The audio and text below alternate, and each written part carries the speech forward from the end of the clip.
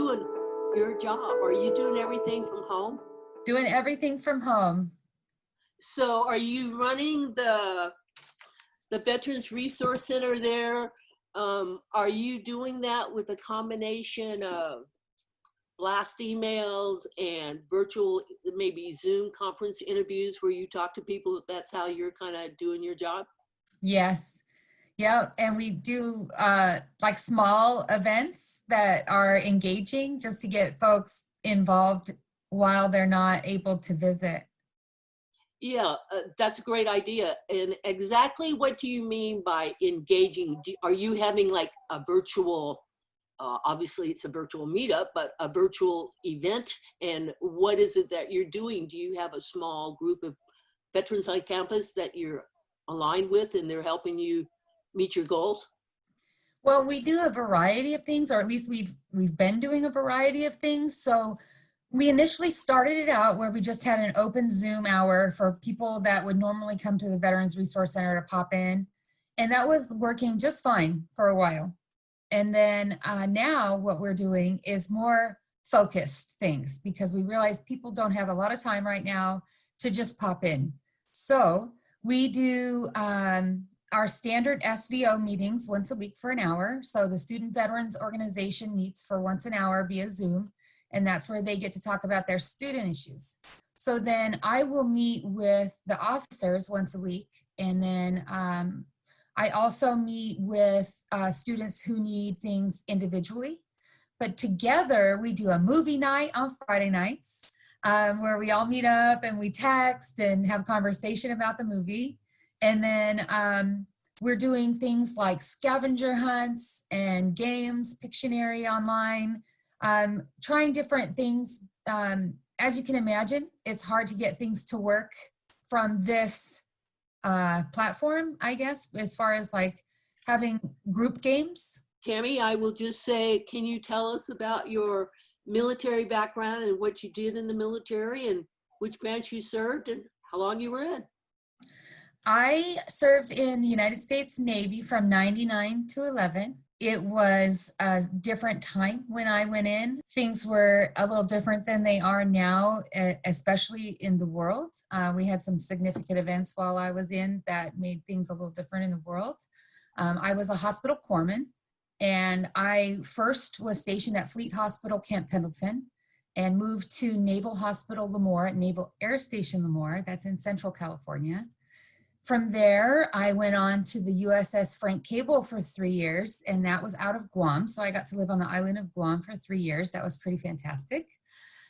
Following that, I moved back to the States to San Diego to work with the Basic Reconnaissance Course. So I worked with the United States Marines at a Navy command called EWTG PAC, which was Expeditionary Warfare Training Group Pacific. So what we did there is we trained the Marines for reconnaissance training. Those 5 years were the time of my life. The most challenging, the most fun, the most unpredictable. And it was, in the end, a dream come true. I got to do a lot of things that females in the military do not get to do: jump out of helicopters, go in the field with about 100 people that I'm the only girl, you know, and yeah. So did you learn to jump out of helicopters in the Navy? Did you go to like jump school or whatever? I'm not sure what they call it in the Navy. So that's great because that takes guts. You couldn't pay me enough money to do that. That's just me. So a little background is I was a surface warfare corpsman. So I was a ship corpsman. Under no circumstances was I trained to go with the Marine Corps. I went to Fleet Hospital training, which was a lot of physical activity, setting hospitals up and tearing them down. But I wasn't really part of the Marine Corps. I did have live skills labs where, you know, it was live medical training and pretty intense. I felt very confident in my ability when I got that billet. Showed up the day of in my dress whites, skirt and pumps, and my hair back in a tight bun, thinking that I was going to be the best me I could possibly be when I got there. And when I walked in, the first thing they said to me was, "You're a girl." And I was kind of taken back. I said, "Well, I'm fully aware," you know, and I didn't understand the holdup. And so they left me at the door and they said, you got to wait right here. And they went and they got, who was my master sergeant at the time.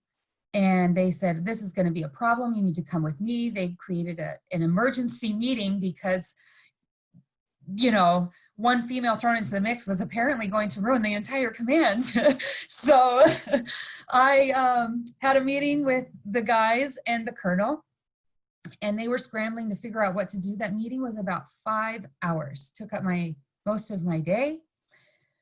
They made plenty of phone calls. They did a lot of things. Pretty much they told me at the end of the meeting, after waiting around, don't unpack your bags. You're going to be out of here in 3 months.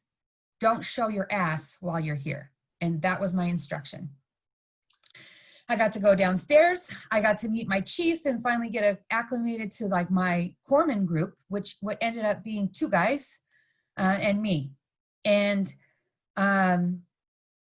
needless to say, 2 years later, they hired me on as an instructor. They sent me to the Naval Instructor School. I was the first female faculty member of the United States Marine Corps Basic Reconnaissance Course. They taught me how to do everything that they did because they said, whatever the guys do, you have to have understanding of what they're going to do. So not in consecutive order, but in phases. They put me through each aspect of the training so that I had firsthand understanding of what they were going through. There was many things I absolutely could not do because I was under no strain to do these physical kind of things in the Navy. So they trained me, they ran me, they taught me, and I became a force. And then after that, you know, I had to leave. My 5 years were up, and I made the best friends that I had made in my lifetime, and skills that can never be replaced.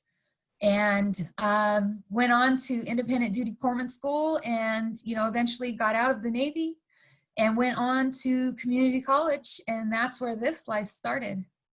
I just want to tell you my backstory. This is an aside. Okay. I was born at Camp Pendleton. I weighed 1.5 pounds when I was born. Whoa. Navy corpsman and the Navy doctors saved me. That is why, part of why I do what I do, because I was a blue baby. My mother and I had to have blood transfusions. So they put a call out on Camp Pendleton through their PA system. And all these World War II veterans, because I was born in 1948, all these World War II veterans came and they donated blood for my mother and me to live. And that is really one of the reasons I do BHV TV, because it's my gift back to the veterans, because I would not be alive. So thank you. I love the corpsmen.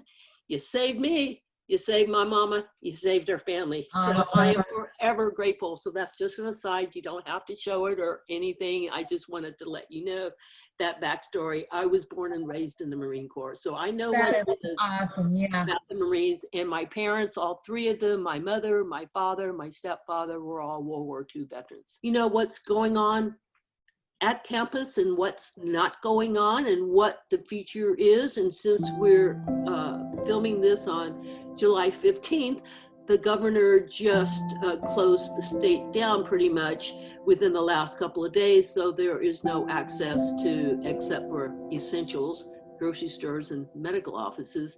We're pretty much banned from going to public places. So how is that impacting the campus, the VRC? So the Veterans Resource Center at UCR is something fairly new to campus.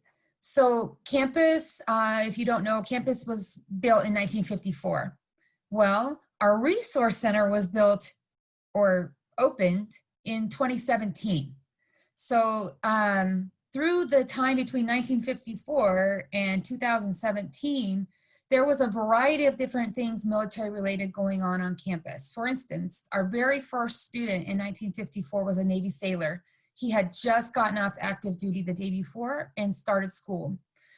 Through those years, our military housing was actually officer housing for the March Air Force Base.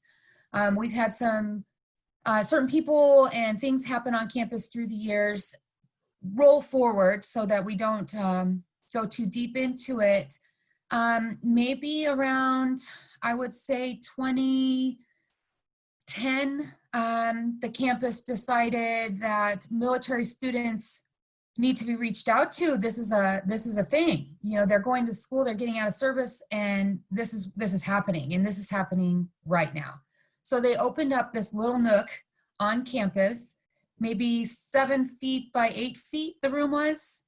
And that was the Veterans Resource Center for many years, just this little closet. And, you know, at the time they had around 50 to 75 throughout the years vets on campus. So that, you know, 50 to 75 vets on campus, that's enough to listen, maybe not enough to build a whole new space. Well, some things happened. Some veterans started getting out, and some veterans started moving out this way and going to school.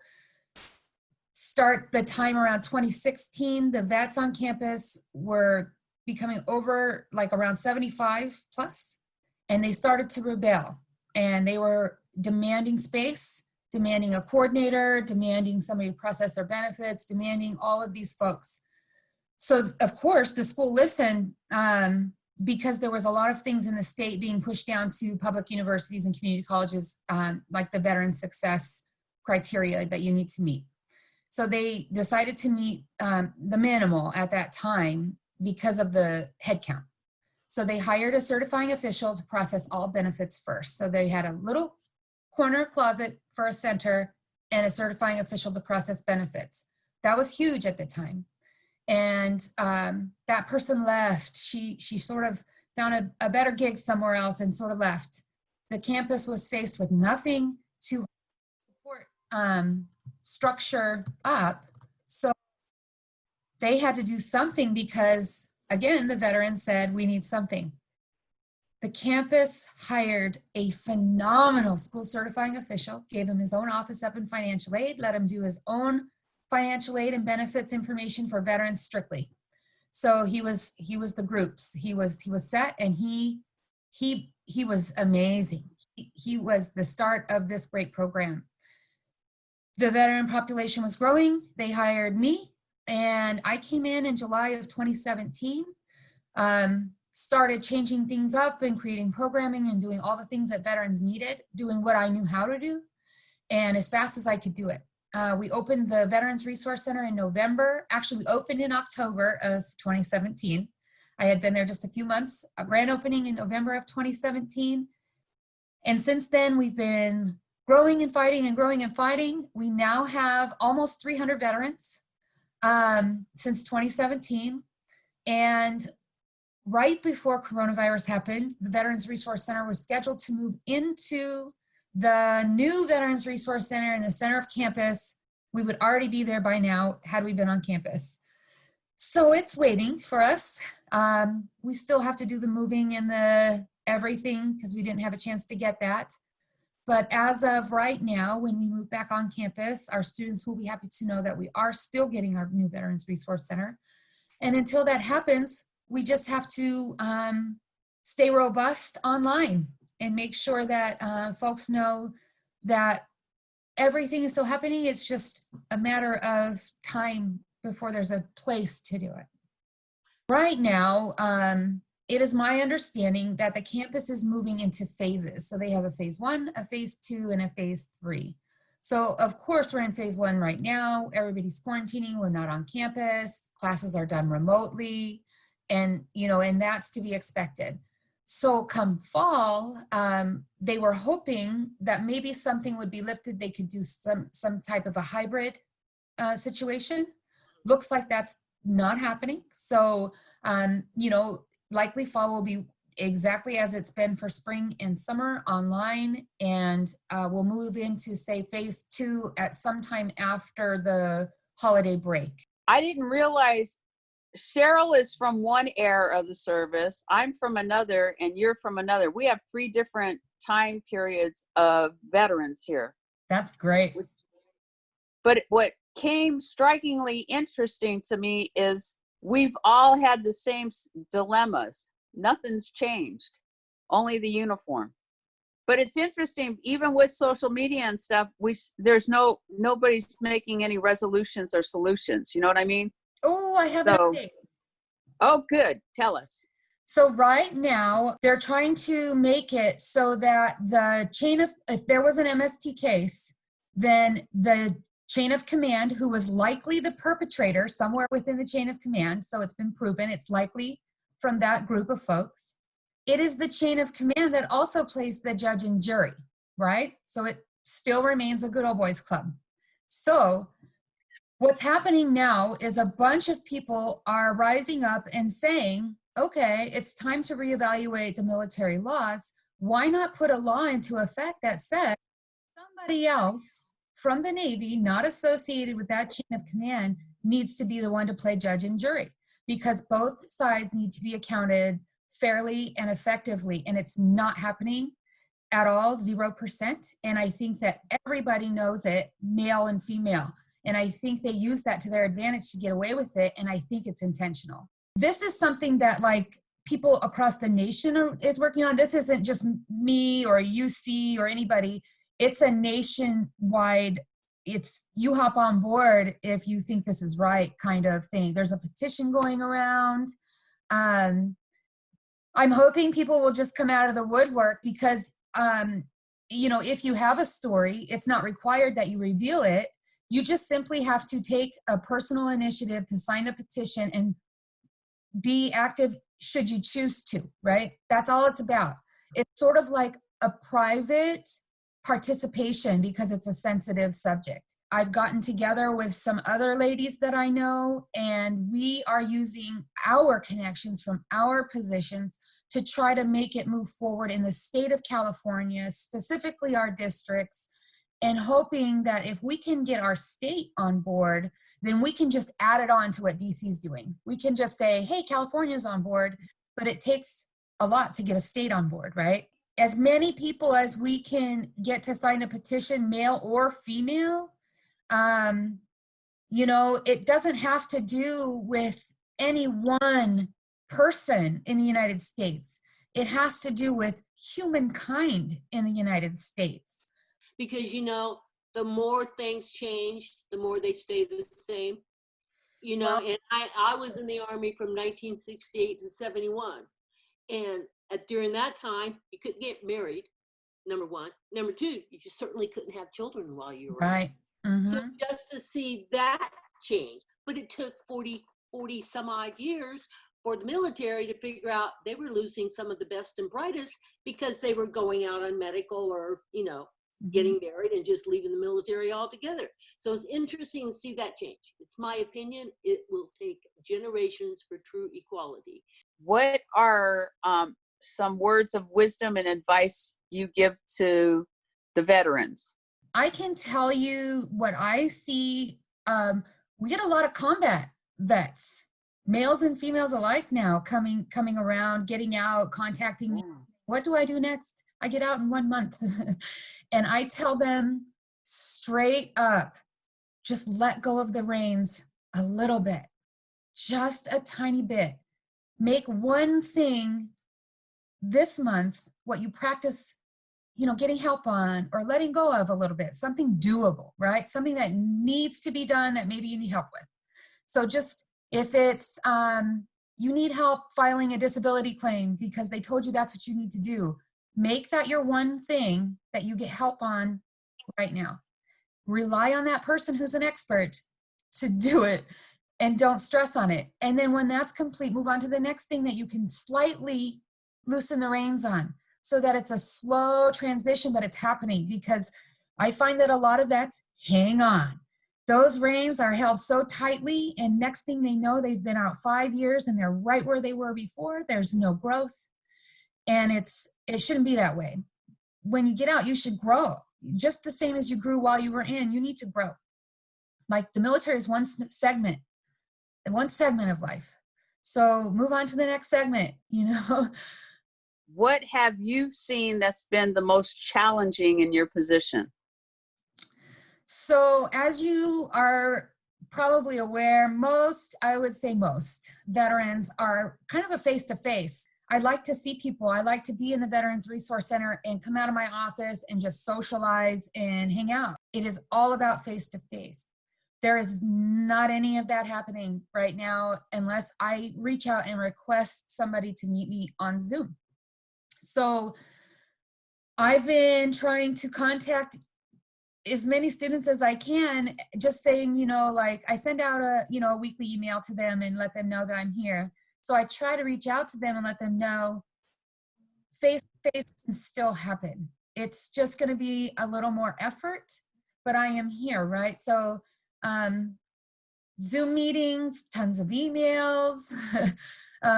Every now and then there'll be a phone call or a text, Facebook messaging, any way that I can get through to my students is how I want it. Anyway, whatever is necessary for them to get their questions answered and to move on to the next direction. I do this not just for our current students, but for students that are prospective coming in, that are getting out. They have a year, 6 months, whatever it is. They just got out 3 months ago. Even if they're not planning on transferring for, say, a couple years, knowing somebody in that area to help them get along is where it's at. I go to bases, I go to community colleges, I go anywhere I can to find them and educate them before they set out on this journey. I mean, we go to all the local bases that we can during the year, and now that that's stopped, I just send out a bunch of flyers and I hope for the best. And how do you see the response being well taken this way? Well, you know what? I got to tell you, it's a whole different group of people. So it's Right. full of the same ones, but a bunch of other ones that I never had a chance to speak with or get with before. They are coming out of the woodworks. New students now want to talk about what's happening. So it's shifted. There's another group of people who are satisfied with it being online, that are excited, that are motivated. It's what they're accustomed to. It's what they're used to. It's what they like. And they're all about it. But then we have some that aren't. And then I reach out to them and I just let them know resources, and that I'm somebody that if they're having a day, they can talk to me. Like, Right on. I'm here for a day, like if you're having a day, you better call me.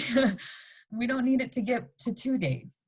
I was curious about that because the younger generation coming out, they don't like to talk on the phone. They'd rather do social media. So I was thinking, like, is this a curve to show you a different way to go about with the younger men and women coming out? Yeah, it is absolutely 100%. I'm getting contacted more and more because now it's easy. Not that it wasn't easy before, but apparently going to our website, clicking on my email address wasn't as easy before as it is now. And I'm thankful because, maybe it'll make a difference in not just UCR's veterans admissions, but college veterans admissions.